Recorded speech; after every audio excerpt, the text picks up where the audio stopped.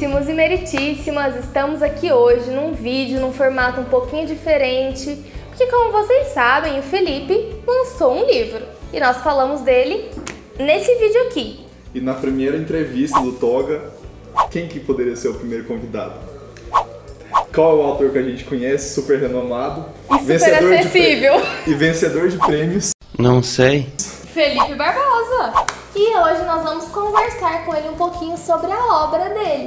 Bom, então. Eu tô nervoso. Isso é muito esquisito.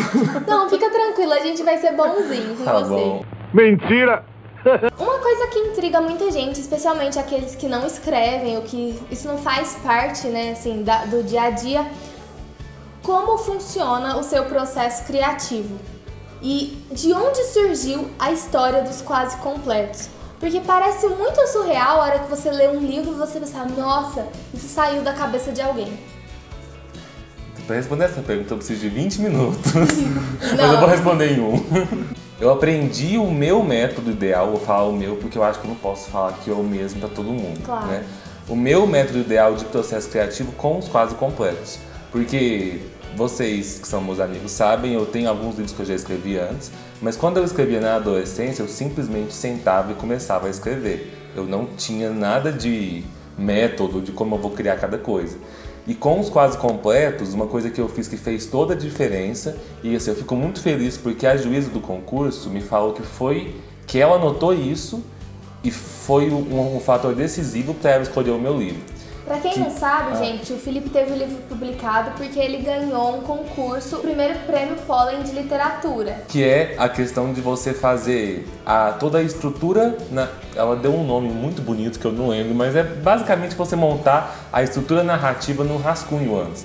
Então assim, você teve aquele insight, você sentar e ficar tipo assim, durante meses estruturando capítulo por capítulo, escrevendo a história de cada personagem, mesmo que a história dele não vá inteira pro livro, você tem que conhecer cada personagem a fundo e principalmente saber qual que é a função de tudo que tem no seu livro, porque e se alguma daquelas coisas você não consegue saber qual é a função daquilo, você tira. Mas e a inspiração para esse livro em específico, os quase completos? Ela simplesmente surgiu na sua cabeça? Ou foi uma coisa que você foi trabalhando aos poucos, que você foi criando? Ou, tipo assim, a história chegou pronta pra você, entre aspas? A ideia inicial, acho que eu já contei algumas vezes, começou porque um professor de uma escola de idiomas deu um discurso na sala de aula. Eu não concordava com o discurso dele e eu queria rebater.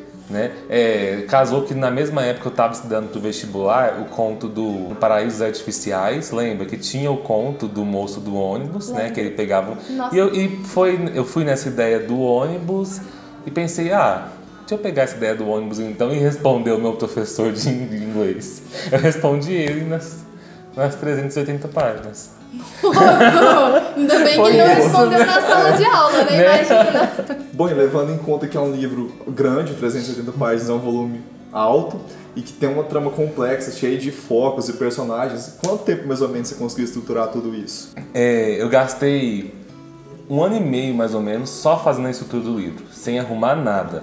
Então foi 1 ano e meio onde eu peguei todos os personagens, inclusive os secundários que apareciam só de vez em quando, e escrevendo eu tive que fazer uma linha do tempo muito grande, porque o livro é cheio de flashbacks. Então eu precisava saber quando que cada personagem nasceu, quando que ele teve o primeiro beijo dele, a primeira vez dele, o primeiro emprego, tudo. O mais difícil para mim era conseguir e pesquisar referências de filmes e músicas daquela época, para não dar referência errada. E interligar a história dos três, porque é uma preocupação que eu tinha muito grande, como eram 3 histórias separadas, que não ficasse ponta solta no final. Então que as 3 se amarrassem. Então foi 1 ano e meio. Razoável, até foi 1 ano para escrever o livro, 1 ano e meio para estruturar e 1 ano para escrever. Então, com estrutura foi mais tempo do que para escrever de fato. Porque depois que a estrutura está pronta, escrever não é mais tão difícil. Preenchimento se torna mais orgânico, assim. Mas ainda assim, preenchimento é o que a gente acaba chamando de livro, né? É a história que você está contando. Sim.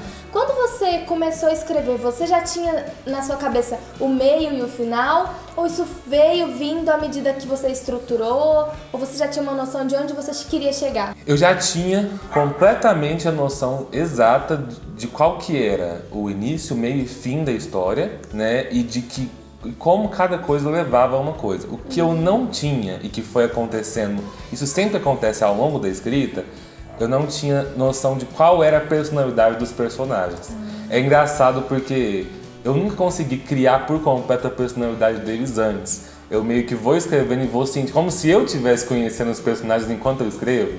Então, assim, tem personagens ali, os dois principais, a Mira e o Barfabel, que são personagens que o resultado final deles foi completamente diferente do que eu planejei a princípio. Foi muito divertido porque eu fui... É quase como se conhecendo mesmo os personagens ao longo da história e, tipo assim, descobrindo quem que eles são. Bom, a gente já viu que para criar a história, o enredo em si, teve esse trabalho de estruturação e de preenchimento e tal, só que e com relação aos 3 personagens principais, você meio que já tinha um arquétipo, assim, uma noção de como eles seriam, qual que seria a jornada pessoal de cada um deles? Eu tinha em mente, lá no início, quando eu comecei a estruturar, que eu queria esses 3 personagens quase completos, mas cada um ao seu modo, né? Então, eu já sabia que muito da trajetória dos 3 ia ser em relação à questão profissional, realização do seu cotidiano, do que você faz no dia a dia, né? Mas eu queria que fossem de formas diferentes. Então, eu queria... um que sabia qual que foi o sonho dele, mas não seguiu, não foi atrás por proteção dos outros, né? Eu queria uma personagem que acabou sendo a quase viúva, que deixou o sonho dela para trás sem se dar conta que deixou o sonho dela para trás, porque começou a dar mais valor para outras coisas, né? E eu queria um personagem assim que conseguiu trabalhar com o que ele queria trabalhar, mas que quando chegou lá no dia a dia percebeu que faltava alguma coisa, que não era bem o que ele queria. Essas foram as 3 premissas que eu coloquei para eles no início. Mas aí, no final, a construção dos 3, das personalidades de cada um, foi bem legal, que foi de forma natural também, enquanto eu criava os outros personagens. Cada um deles tinha os seus personagens coadjuvantes. Então, assim, cada personagem coadjuvante de um deles significava alguma coisa na história deles, na personalidade deles. Então foi mais ou menos assim, para criar as personalidades dos 3, eu fui criando outros personagens que interferissem na personalidade dele. E já que nós estamos falando dos personagens, eu e a Natália fizemos uma observação no nosso vídeo e muita gente que te conhece tem essa mesma opinião, de que a gente vê muito de você no Quase Doutor. Qual que é a sua opinião sobre isso? O que você tem para falar a respeito disso? Então, eu não me importo quando as pessoas falam isso, porque assim, a partir do momento em que o livro surgiu de uma coisa que eu acreditava e eu queria falar para os outros, né, é óbvio que vai ter essas semelhanças, até porque nesses 3 tipos de incompletude, né, que cada um dos personagens se encontrava ali, eu já sofri muito com um tipo que era a mesma que o Quase Doutor. E é por isso que todo mundo enxerga tanto essa semelhança. Acontece que assim, se você esquecer um pouco essa parte da ideologia e tudo de fato, e pensar na personalidade, no caráter, no jeito que o Quase Doutor tipo assim, ele realmente não tem nada a ver comigo. Até porque assim, eu gosto de todos os meus personagens, porque cara, todos saíram da minha cabeça, né? Mas eu tenho uma birra do Quase Doutor, sabe? Tipo assim, que eu me recuso a acreditar que eu seria tão pamonha igual ele em alguns momentos. Nossa, mas você sabe que isso é o primeiro, né? É o primeiro sinal de que talvez você se talvez pareça eu seja muito com ele. Mas eu gosto de pensar que o Quase Doutor é assim, um futuro que eu seria se eu não tivesse tomado algumas decisões que eu tomei nessa fase agora da minha vida. Tá, daqui a 10 anos eu respondo essa pergunta, se deu bom ou deu ruim. Já que a gente entrou nessa questão temporal, então meio que foi essa mensagem que você quis passar quando você alocou cada personagem até um tempo narrativo diferente, ou qual foi a sua intenção real por isso? A questão das narrativas diferentes começou, na verdade, como uma coisa tão tosca. Gente, sério, foi tosco, foi assim. Foi em 2012, né? Comecei a estruturar tudo. Aí eu falei assim, eu quero colocar umas coisas diferentes no livro. Tava época final do ensino médio, né? Meu pensamento foi tipo assim, sabe quando o professor de literatura fica tentando interpretar o que o autor quis dizer? Quero botar uns trem viajado, assim. Foi essa coisa tosca que eu pensei. Mas assim, mas depois... Você sabe que isso tem rede nacional? Eu sei, gente, eu tô sendo sincero. É nuance. Gente, eu garanto que Machado de Assis fazia isso de vez em quando. Eu vou botar uns trem esquisitos aqui pra me interpretarem depois. Como eu tinha uma ideologia, um discurso que eu queria passar, e meio que o discurso dos três, ao mesmo tempo que são diferentes, são mais ou menos semelhantes, eu precisava de alguma coisa que me ajudasse a manter o leitor bem assim, esse é o ponto de vista de cada um, que não parecesse que é o mesmo narrador nos três, entendeu? E aí foi, e como era a primeira vez, né, que eu estava escrevendo um livro com pontos de vista diferentes, na época lá em 2012 foi um recurso talvez meio trapaceiro, né, que eu achei de fazer isso. Mas com o tempo isso me fez enxergar a personalidade de cada um. Então o Quase Doutor ele é narrado no passado, porque ele é preso ao passado dele, né? E em primeira pessoa porque ele é o centro protagonista ali da história. Já a Quase Viúva, ela é uma personagem de certa forma egoísta e tipo assim, ela não tem paciência para que as coisas tomem outros rumos ou mudem. Ela quer que tudo seja resolvido agora do jeito dela porque ela é impaciente. Então ela é narrada inteiramente em primeira pessoa e no tempo presente. O Quase Repórter ele é o mais perdido dos três e ele não se enxerga mais em nada e é deslocado da própria vida. E por isso ele é narrado em terceira pessoa. Mas já que a gente está aqui conversando com você... e pensando no nosso público que está assistindo, uma coisa que muitas pessoas têm curiosidade de saber é como é que é esse processo de criação e produção do livro. E pelo que eu vi aí na internet afora, é uma coisa muito única para cada um. Então, tá sendo tudo muito fantástico e real, né?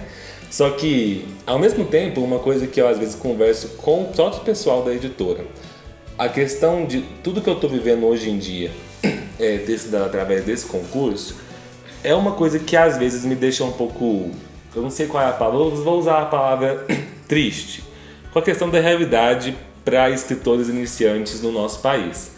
Porque eu não culpo as editoras por isso, porque é uma coisa que você vê que está no mercado, né? Eu também não sei se eu culpo os leitores, eu não tenho quem culpar. Enquanto alguém não tiver alguma proposta, alguma iniciativa para fazer alguma mudança, é bem complicado, sabe? Os concursos literários que existem, como foi esse caso da Pollen, são uma iniciativa muito boa.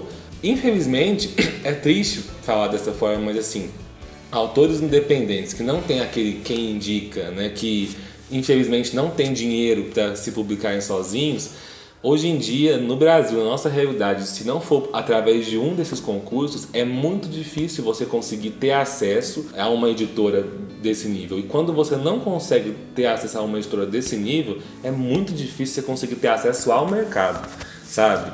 Então, assim, eu tô extremamente feliz, sabe, de poder chegar nas livrarias e ver o meu livro lá, poder estar dentro da Editora Arqueiro. Só que sabe quando você tá feliz, só que você fica um pouco chateado com essa situação, sabe? Claro. Porque, inclusive, eu queria fazer uma menção honrosa a 4 pessoas incríveis que eu conheci que foram os outros finalistas do concurso, sabe? E eu fico olhando pra eles, sabe? Que tem obras de qualidade tão boa quanto a minha e que ainda estão ali nessa luta que é muito difícil de você conseguir ser publicado. Então é uma coisa aí que todos nós, enquanto leitores, né, podemos começar a pensar o incentivo que nós podemos começar a dar para essa área no Brasil. Como é que foi o processo de revisão, criação, publicação, capa, tudo? Como é que foi o processo de publicação do livro? Gente, eu não tinha noção do tanto que uma editora trabalhava.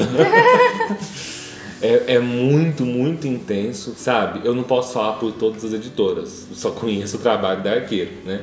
Mas ao todo eu acho que foram 5 revisões, né?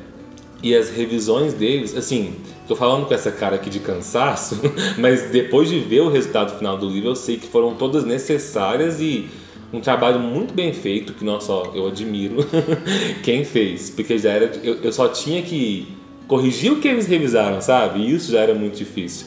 Em cada página do livro, milhões de de revisões ali. Eu fiquei muito grato, porque às vezes eu sou um pouco cabeça dura para mudar o que eu escrevi, e eles não fizeram nenhuma alteração em relação à história do livro, né? Mas em relação a vícios de linguagem, sabe? Determinadas coisas que às vezes eles acham que não se encaixam, coisas que fogem da realidade, tipo, eu falava muito de medicina, de coisas do jornalismo que eu mesmo pesquisando, às vezes eu cometia um deslize, um errinho ali, eles vão pesquisando e corrigindo tudo, né?